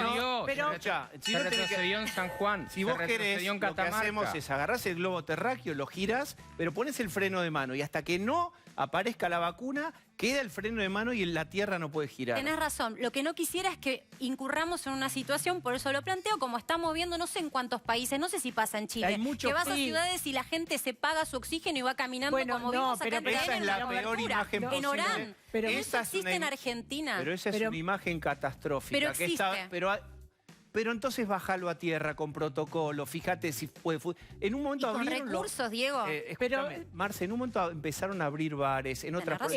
Y si va mal, se retrocede, sistema valvular, abrís y cerrás. El caso Salta es complicado, porque el caso Salta, fíjate que estaba en fase 5 y hoy está al 100% ocupación la cámara. Permítanme, tengo gente invitada, porque acuérdense que Argentina no tiene la gentileza de que es de un problema a la vez, sino que es el mil hojas de los problemas, capas de hojaldre, riquísimas, cada una es un problema. Vamos a hablar de economía. Pasaron cosas importantes la semana pasada, los anuncios del Banco Central, sobre el cepo, endurecimiento, subidas de los diferentes dólares. Vamos a hablar con Esteban Domecq, que es economista. Hola, Esteban. Hola, Diego. Gracias por la invitación. Te llama un amigo que vive en otro país y no está frente a una clase ni en un estudio de televisión, y es un amigo de confianza y te dice, ¿cómo anda la economía en Argentina? Más visceral y menos racional. ¿Cuál es esa primera contestación? Están con varios problemas en simultáneo, le diría. Uno es el coronavirus, un fenómeno global, y obviamente la Argentina se vio fuertemente impactada por eso. Pero atrás de esa crisis del coronavirus tenemos una recesión que lleva 2 años y un estancamiento que lleva 10. Digamos, tenemos, digo yo, un auto en la banquina desde hace 8 años. Creo que todavía no hemos acertado el diagnóstico de por qué está en la banquina. Y en la medida que el coronavirus más tarde o más temprano vaya quedando atrás, que yo diría de alguna manera está sucediendo con esta flexibilización en todo el mundo por las buenas o por las malas, y eso está generando el rebote técnico de ese importante pozo recesivo que nos metimos en el segundo trimestre, creo que Argentina de alguna manera se empieza a encontrar, la economía argentina, de que hay problemas de fondo, no era solo el coronavirus. Entonces, en ese sentido tenemos problemas y tenemos grandes incógnitas hacia adelante de cómo vamos a salir de esta banquina, volver a la ruta y empezar a caminar. Bien, ¿qué medidas ves para volver a la ruta si es que ves? Bueno, en ese sentido, la semana pasada era una semana muy importante porque con esta flexibilización y con el arreglo de la deuda eran los dos grandes condicionantes de corto plazo en la agenda, si querés, coyuntural. El gobierno tenía que poner la hoja de ruta de este recorrido que va de la banquina a la ruta y una vez que esté en la ruta, ¿para qué lado va a quedar mirando el auto? Y en ese sentido, el martes habló el equipo económico, presentó el presupuesto, presentaron más torniquetes cambiarios para atender uno de los síntomas, no el problema de la economía, y yo creo que generó mucho más ruido, mucho más desconfianza. Hoy es mucho más incierto el sendero que tiene la economía hacia adelante, sobre todo de cómo va a resolver los problemas estructurales, los desequilibrios y principalmente fiscal. Entonces, en ese sentido tenemos un problema que hoy creo que se ha agudizado más a lo que teníamos una semana atrás. Digamos, los mercados en ese sentido hablaron, cayeron las acciones, cayeron los bonos, salta el riesgo país, aumentó el dólar, sube la brecha. Y de alguna manera están manifestando que tenemos un eventual rebote técnico que tal vez no se consolida en recuperación. Y yo creo que ahí está el gran riesgo de la economía argentina. Y si querés solo para presentar, yo creo que tenemos una triple agenda por delante. Número uno y la más comprometida es el frente fiscal y monetario. La consecuencia de eso es la presión cambiaria. Pero atrás tenemos un problema. Número dos es el eje productivo. Con estas empresas que se están yendo, pero déjame decirte que hay más de 20.000, 30.000 empresas que ya cerraron en lo que va del año. Y número tres, que es consecuencia de los dos primeros ejes, es el tema social. Porque un fogonazo cambiario inflacionario va a meter mucha gente en la pobreza y una mayor ruptura del tejido productivo con mayor desempleo va a también meter mucho más gente en la pobreza. Entonces, uno ve los próximos 6 meses para adelante, tenemos esta triple agenda. La semana pasada era bisagra para descomprimir el gran problema de la economía. Yo creo que hoy quedó un poco más nubloso el escenario para los próximos meses. Bien, ¿cuántos años estudiaste? ¿15, 10? Para que yo te pregunte, a 142, ¿vos sos comprador de dólares? Si el gobierno sigue tirando malas señales políticas y hay errores de diagnóstico y mala instrumentación de política económica, yo te tengo que decir que ese dólar está muy bajo. Pero no porque el tipo de cambio, digamos, en la economía necesite ese valor de tipo de cambio.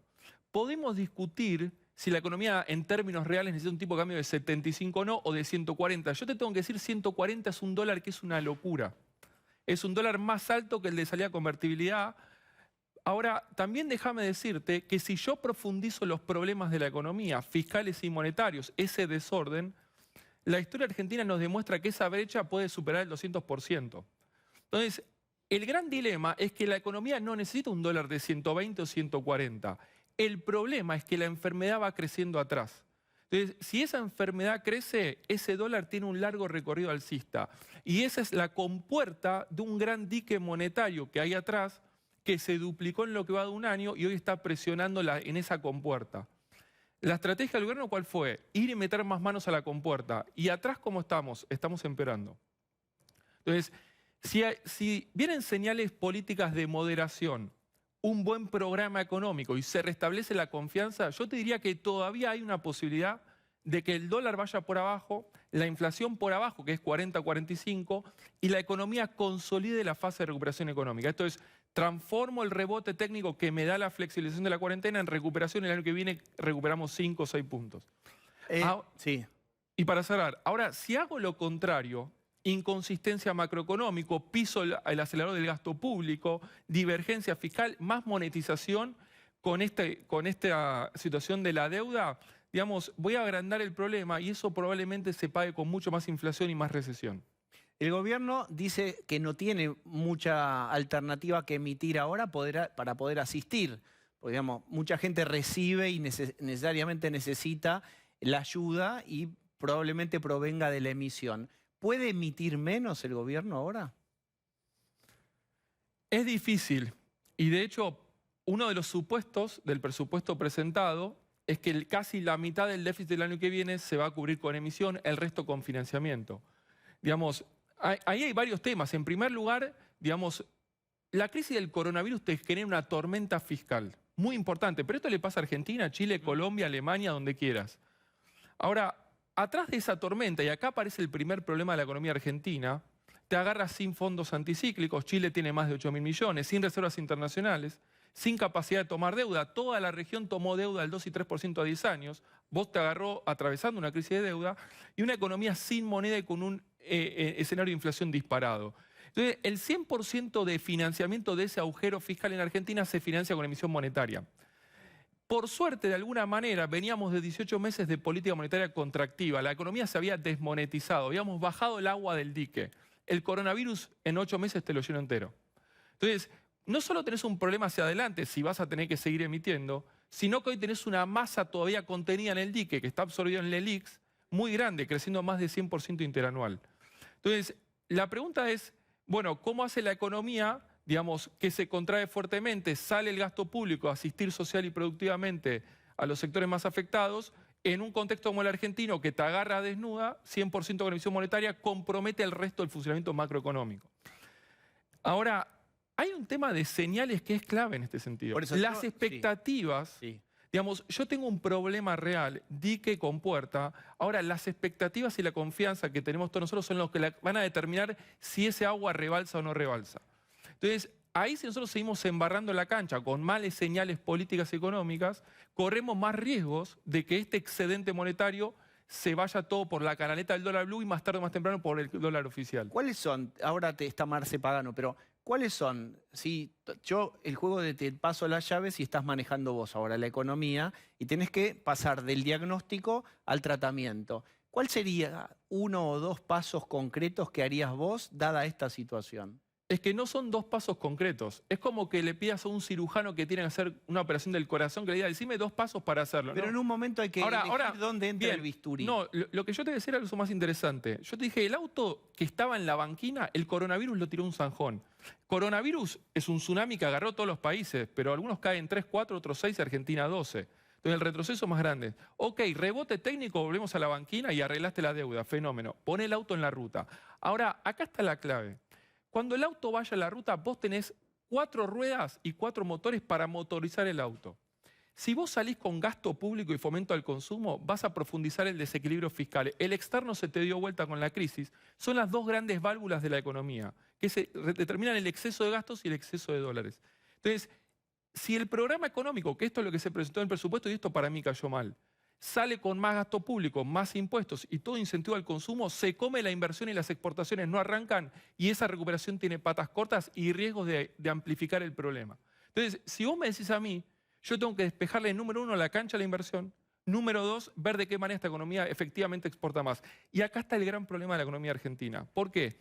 Todo gobierno que entra dice, nosotros vamos a fomentar las inversiones y las exportaciones porque sabemos que eso es lo que nos puede dar crecimiento económico. Bravo. Estamos todos de acuerdo. Ahora, empieza la gestión, en 12, 18, 24 meses máximo ya tenemos elecciones presidenciales o legislativas. ¿Cómo junta votos la política en Argentina? Con gasto público y apreciación cambiaria. Estos 2 elementos es motorizar las 2 ruedas que yo te dije, gasto público y consumo. Esos recorridos tienen patas cortas y después terminamos chocando nuevamente. El auto vuelve a la banquina. ¿Cuál es el riesgo? Que cada regreso a la banquina volvamos con más inflación y más recesión. No solo es un estancamiento estructural, acá hay riesgos, si querés, de hiperestanflación. Digamos, eso es un país conocido de América del Sur del Norte que está cayendo hace 8 años consecutivamente. Entonces, motorizar la economía con estos dos pedales sin financiamiento, sin reservas, salvo que te salve un viento de cola de afuera, pones en riesgo, digamos, los principales desequilibrios macroeconómicos que hoy ya están bastante agudizados ese problema, si querés. Marce Pagano. Hola Esteban, buenas noches. Yo estaba repasando mentalmente lo que decías, ¿no? Y el escenario concreto que se da es más gasto público, es decir, un Estado que gasta más que lo que le ingresa. Y vamos a hablar del año que viene, porque por ahí si nos vamos muy para allá, más adelante en el tiempo la gente lo nota como algo muy abstracto. Vos hablás de reglas de juego claras que no están dadas, porque tenemos un ministro que dice no va a haber mayores restricciones a la compra de divisas y 24 horas más tarde se anuncia otra cosa. Y hablabas también de la necesidad de manifestar un escenario plausible básicamente para la inversión, que tampoco está dado eso por lo que decíamos antes. Para que la gente lo entienda, bajo esta situación que es la que estoy repasando con vos ahora, si se perpetúa en el tiempo esto, que es no hay moderación alguna de la política, al contrario, se acentúan las restricciones. ¿Qué va a pasar el año que viene con el salario de los argentinos? Concretamente, más allá de la devaluación, más allá de la inflación, el que hoy tiene un salario y está atado a ese salario, ¿qué va a pasar el año que viene? Me estás pidiendo una respuesta que no tengo porque no sé qué va a pasar en 2 meses. Pero déjame dejarte planteado 2 grandes escenarios. Esos escenarios después no van a ser tal cual, va a depender. Escenario optimista, con un buen programa macroeconómico y restableciendo la confianza, digamos, todavía hay esa posibilidad que comentaba recién, que el dólar vaya por abajo, la inflación por abajo y consolides la recuperación. Pero el programa económico ya lo tenés en el presupuesto, perdón que te interrumpa, pero ya desliza una situación en donde no hay moderación alguna. Ellos sostienen la política que llevan adelante con un Estado que interviene con mayor gasto y asistencia. Necesariamente o no, eso lo discutimos en otro momento. Por eso yo te digo, partiendo del supuesto de lo que vos viste, que estudiaste y sos un entendido en el presupuesto, ¿qué va a pasar con salario, inflación y dólar el año que viene? ¿Se puede pensar en una situación de mejora real en la calidad de vida de los hogares? Si me tengo que basar en el presupuesto, te diría que no. Yo no veo espacio para una recomposición del salario real importante en la Argentina. Pero déjame decirte que yo no puedo modelar con esos supuestos que presentaron la semana pasada.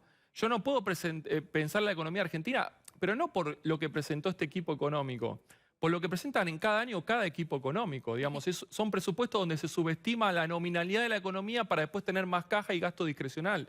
Con lo cual, digamos, tomar supuestos sobre ese escenario te diría que no tiene mucho sentido. Lo que yo te diría es que al margen de esos supuestos puede haber cambios en el programa económico. Yo creo que tenemos ahora 2 meses bisagras, porque ahora el equipo quedó y el programa muy acorralado con las medidas de cambio. Digamos, si no hay una reconfiguración de la política económica y sobre todo cambiaria, déjame decirte que este cepo cambiario le está poniendo un cepo a la recuperación económica.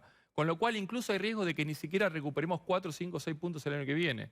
Pero sigamos con el escenario optimista. Acá te interrumpo un segundo. Pelle dice que no hay dólares. Y la gente escucha que no hay dólares. ¿Por qué le tenemos que decir a alguien de que no se asuste si tiene un ahorro en dólares o si tiene, por ejemplo, una deuda en dólares? Si no hay dólares, lo que no hay se percibe como un bien escaso y si es un bien escaso cada vez cuesta más. Sí, digamos, son varias cuestiones. Yo lo primero que tengo que decir es que hay dólares y hay muchos. El problema es que no los tiene el Banco Central, digamos. Entonces, acá con un buen programa, con confianza y con un esquema cambiario acorde, porque yo creo que uno de los grandes errores de política económica fue el esquema cambiario implementado en diciembre, donde estas señales de desdoblamiento múltiple, en la cual la brecha se hace cargo de ese dique que está rebalsando, con lo cual la brecha se carga en las espaldas todo el problema macroeconómico, donde un sojero recibe 50 y el otro dólar está a 130, genera enormes desincentivos y eso explica por qué las reservas caen. Cepo 2011-2015 nos comimos 40.000 millones de dólares de reservas netas. Porque el cepo bloquea la demanda pero ahuyenta la oferta, las reservas caen. Y con eso tropezamos en 9 meses. Coronavirus aceleró el proceso. Pero arrancamos con 10.000 de netas, tenemos 4.000. Yo saco el oro y me quedan 500, 800 millones de líquidas. Entonces, déjame decirte que el problema de escasez de dólares es del Banco Central, en el marco de un mal programa económico y mala política cambiaria. Digamos, si vos restablecés el valor del dólar, unificás, cerrás la brecha y ponés confianza y horizonte a la economía argentina, con un tipo de cambio un poco más razonable, ni siquiera la economía necesita un dólar de 140, digamos, hay mucha posibilidad de que oferta-demanda de dólares empiece a neutralizar esa compuerta. ¿Cuál es un dólar razonable hoy? El dólar que para el presidente de la Nación estaba bien hace 12 meses en 65, ese dólar a plata de hoy es 85, 90 pesos. ¿Cuál es el problema de este esquema económico? Está bien lo que vos recordás. En ese momento Alberto Fernández dijo, para mí el dólar así está bien, y estaba pasándose el bastón de mando con Macri. Efectivamente, con lo cual, si yo tengo 75, el dólar que le parecía bien al presidente es 85. Déjame decirte que en el gobierno de Cambiemos, con un dólar a plata hoy de 60 a 65, la economía fluía con desequilibrio externo. Ahora, sin reservas, sin boom de commodities, sin deuda, probablemente necesites un tipo de cambio algo más elevado. Ahora, claramente no necesita uno de 100, 120 o 140. Hay que ver en el marco de qué. El problema es qué hacemos con el agua que quedó arriba en el dique, número uno. Entonces, el problema no es de nivel de tipo de cambio. El problema es lo que en economía de perdón es enfoque monetario de la balanza de pagos. Yo tengo un exceso de pesos en la economía. Lo más simple que podamos, bien. Así yo entiendo. Yo tengo esa represa, ese dique plagado de agua, y las reservas es la barrera de contención de ese dique. Esa barrera, esa pared, me la comió el esquema cambiario, porque fuimos todos los argentinos a comprar $200 por mes, porque los importadores se tiraron de cabeza, porque la deuda, porque los intereses. La pared se fue cerrando, se fue achicando, por un mal esquema de política cambiaria. Ahora, yo tengo dos problemas ahora, porque tengo el agua llena arriba y no tengo pared. Entonces voy a tener que reconstruir la pared y ver de qué manera esta economía se paga con menor nominalidad posible. Y déjame cerrar el comentario anterior. Yo te dije el escenario optimista. Dólar por abajo, inflación por abajo, recuperación 5 el año que viene, salarios reales estables. Todavía hay posibilidad de que las cosas salgan bien. Ahora, si yo sigo profundizando el problema y sigo embarrando la cancha política y económicamente, la inflación no va a ser 40, puede ser 50, puede ser 80, puede ser 120. No puedo determinar cuánto de ese agua va a caer y rebalsar sobre la economía argentina que está ahí abajo. Por eso es muy importante no solo consistencia macroeconómica, sino el tema de restablecer la confianza. Porque todos nosotros vamos a tener que empujar y construir esa pared para que todo eso no caiga. Hablando de recuperar la confianza y la idea de las inversiones, que siempre es complejo atraerlas a la Argentina, hay una frase que da vueltas y vos juzgala, y es: vendrá un rebote de la economía porque hay mucha capacidad ociosa. El rebote inicial es técnico. No se necesita tanta inversión porque hay capacidad ociosa ahora. El rebote inicial es técnico. ¿Qué es técnico? Yo aplico la cuarentena, cierro las fábricas, apago las máquinas, la economía cae. En Argentina, en China o en donde sea. Yo empiezo a flexibilizar la cuarentena, permito a los trabajadores ir a las fábricas, prender las máquinas, la economía empieza a recuperar. Ese es el rebote técnico que estamos transitando desde mayo. Ahora, ese rebote técnico lo tenés que transformar en recuperación. Y déjame decirte que por más que te sobre capacidad instalada y tengas capacidad ociosa de factores productivos, máquinas y trabajo, digamos, el ruido económico y un escenario que vaya por la negativa de este escenario que yo decía, inflación baja, que vamos a inflación alta, cae el salario real, la economía recesiona, nos vamos a ir a una utilización de la capacidad instalada todavía más baja. Entonces, hay un riesgo de que eso suceda, con lo cual es una condición necesaria, pero no suficiente para transformar un rebote técnico en recuperación económica. Bien, tenemos a Pablo de León. A ver, te pregunto algo ya metiéndome en lo político, porque Martín Guzmán, el ministro de Economía, había dicho el fin de semana anterior que no se iba a tocar el dólar ahorro. Después, bueno, vimos todas las medidas que han estado charlando ustedes ahora. ¿Cómo se lo ve al ministro Guzmán hoy después de esta medida en la cual el Banco Central, con Pella a la cabeza, toma esta definición, pero el ministro de Economía quedó fuera de la definición de este cambio con el dólar de ahorro? ¿Cómo se ve, en donde vos trabajás en la economía, entre los economistas, la imagen de Guzmán hoy? Mirá, yo no voy a hablar del ministro en particular, te voy a hablar, si querés, de toda la conducción económica. Yo les dije hace un tiempo, la economía argentina entró a la crisis del coronavirus desnuda, a diferencia del resto de los países. Entonces el daño es mucho mayor. Problema número 1. Número 2, está enferma, porque estábamos en la banquina. Entonces tenemos problemas. Ese rebote técnico que va a tener Chile, Colombia, Alemania, Estados Unidos y va a transformar en recuperación, eso Argentina tiene estos obstáculos por delante. Y tercer condicionante, estamos abatidos. Anímicamente, las expectativas, la confianza está por el piso. Y por último, y acá viene si querés la respuesta, estamos desorientados. Digamos, la política económica que un mismo sábado 3 personas distintas te dicen cosas diferentes con respecto a no hacia dónde va la economía argentina en los 5 o 10 años hacia adelante, que es lo que necesitamos todos para tomar decisiones, de si poner o no una máquina, tomar o no gente, etcétera, sino respecto a qué estamos haciendo con la vela del barco, si la ponemos más a la izquierda o más a la derecha, y ni siquiera estamos resolviendo los problemas de fondo. Entonces, esta desorientación general de la política económica, que responde a un problema político que para mí está atrás, digamos, nos está dejando a todos descolocados. Entonces, volviendo a la primera pregunta de Diego, me llaman de afuera, ¿cómo veo la economía argentina? Yo tengo que decir, no la veo. Pero porque no la veo yo y no la ve nadie. ¿Qué sé yo qué va a pasar en un mes? Me estás preguntando, digamos, ¿qué va a pasar el año que viene? No tengo ni idea. Esteban, ha llegado circularmente al inicio de nuestra conversación. Gracias por este Gracias a rato vos. acá de domingo. Vamos a hacer la primera tanda.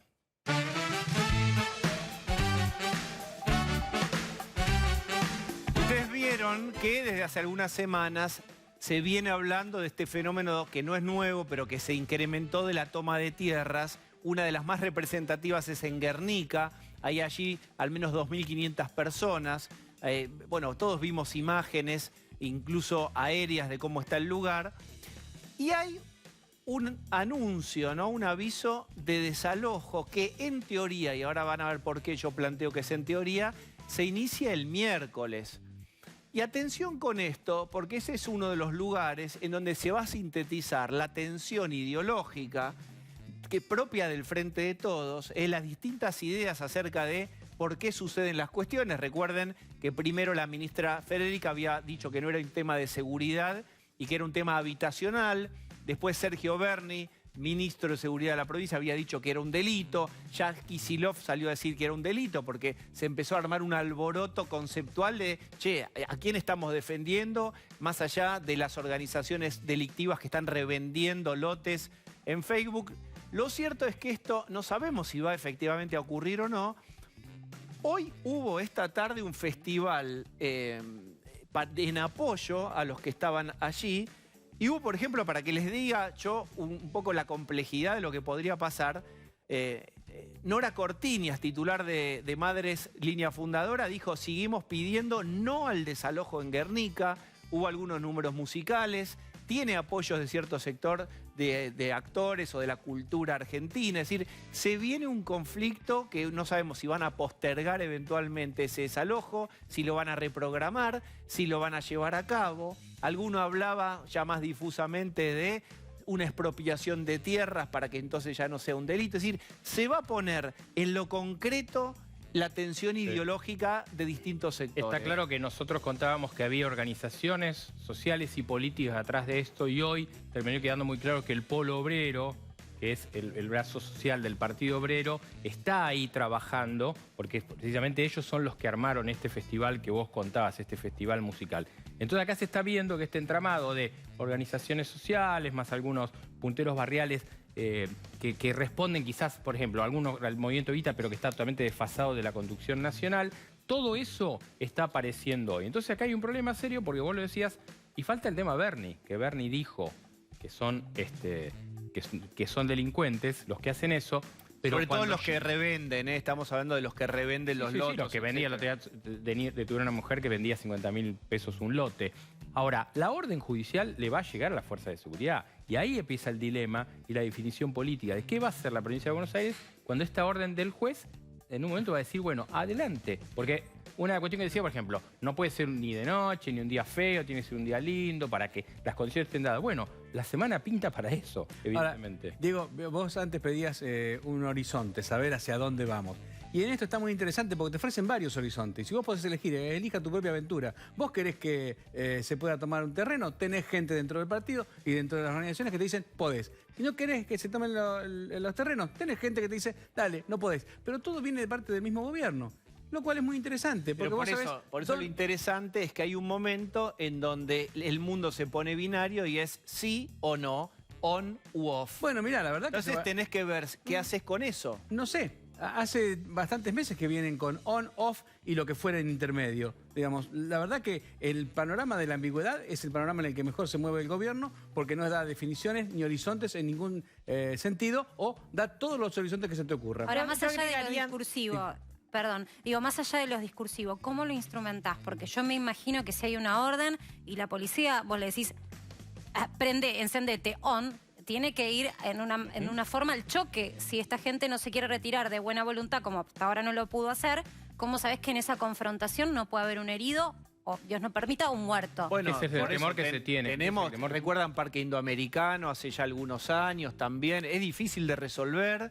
Ya sabemos la historia también de la violencia que se puede suscitar. Es hiperdelicado la cuestión. Yo quería agregar, este fin de semana pasó algo muy importante. En México, 650 intelectuales y científicos se declararon en ciertos puntos como el respeto a las instituciones, preservar el poder judicial y la libertad de expresión.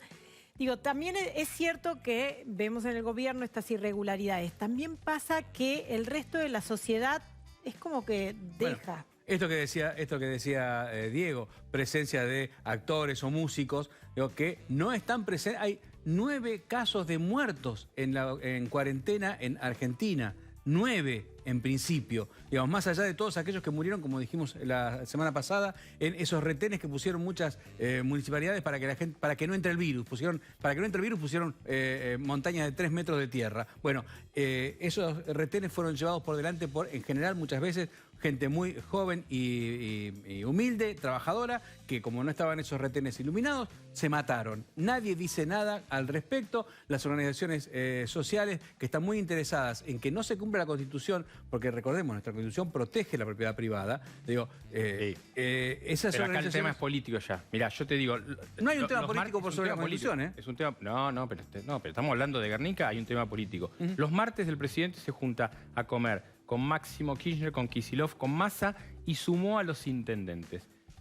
Hace 3 martes atrás un intendente le dijo: tenemos miedos de que haya un muerto, presidente. Y este es el temor que tiene Alberto Fernández y el gobierno de esto, lo que recién señalaba Marcela. A que en estos momentos, imagínate, con la televisión en vivo, con el polo obrero, con madres, organismos de derechos humanos, que ante esa situación se produzca una trifulca, un problema y haya un muerto. Ese es el temor del gobierno. Está habiendo muertos en todos los límites provinciales porque no dejan pasar a las ambulancias. Bien, ¿Eso no molesta? Sí, pero la represión policial es un tema que es una anécdota histórica en Argentina y siempre el costo lo paga el gobierno de turno, eso es una realidad. Bueno, el gobierno de turno no está pagando pagando ningún costo por todos los muertos que está habiendo por la cuarentena. Bien, permítanme, sigan en el corte, les compro una pizza y siguen. ¿Cómo no? Corte, dale. Una de las cosas que aprendimos es que el Zoom o las plataformas digitales son lo segundo mejor que encontrarse, que lo presencial. Podés juntarte con tus amigos, podés ir a clases, de hecho hay clases virtuales. Exactamente no es lo mismo, es lo segundo mejor y es lo que tenemos. Mañana Ginés se reúne junto con Trota, Quirós y Acuña por la ciudad. Van a pensar alguna forma, a ver si habilitan alguna suerte de vuelta a clases presencial. ¿Se podrá hacer? No lo sabemos, final abierto para esa reunión. Hay un grupo de padres, educadores, referentes de la cultura que están mediante cartas o documentos pidiendo también que algún tipo de vuelta presencial se empiece por lo menos a dibujar en lápiz negro. Gracias por habernos acompañado hasta acá. Nos vemos mañana a las 9. Gracias.